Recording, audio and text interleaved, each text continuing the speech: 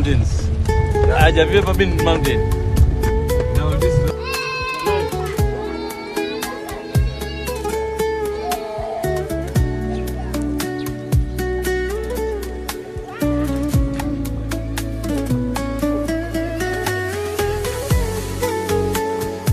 Assalamualaikum ala Rasulillah wa ba'd.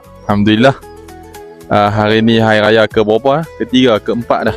Dan hari ni program hari ni merupakan hari terakhir kita lakukan sembelihan. Dan sebenarnya hari terakhir ni kita buat sedikit program lah dengan kanak-kanak miskin di satu kampung nama Nagedo, di bawah Sirongko District juga, tapi di atas bukit. Kalau perasan kita ada di atas bukit. Dan dekat sini ramai kanak-kanak. Mereka memang duduk atas bukit, nak turun bawah bukit pun jauh dan susah. Kami naik pun agak mencabar, dan kebetulan pula hujan, bertambahlah lagi mencabar. Tapi Alhamdulillah saya sempat sampai ke sini. Cuma sedikit orang kata apa, kelewatan disebabkan tadi di sini kebiasaan orang masak tak ada gas. Dia pakai kayu ataupun kayu api ataupun arang.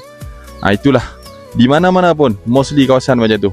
Jadi sebabkan hujan, kalau perasan hujan renyah-renyah, tadi hujan lebat dan renyah-renyah dengan keadaan lecah macam ni, jadi tak sempat siap lagi masak. InsyaAllah kita ada berapa, 4 lebih kurang 4 periuk, kita akan jamu lebih kurang hampir 300 orang kanak-kanak yang berada di atas bukit ni, InsyaAllah.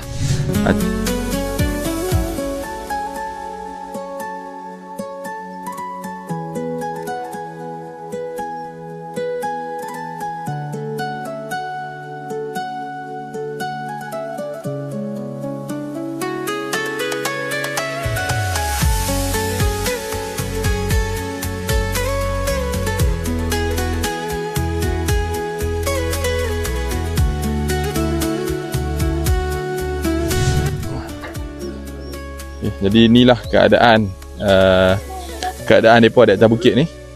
Cuma saya rasa mungkin kita tak sempat lah untuk turut serta dengan mereka ni, disebabkan tim-tim Al-Khairi agak rushing untuk nak buat program-program yang lain.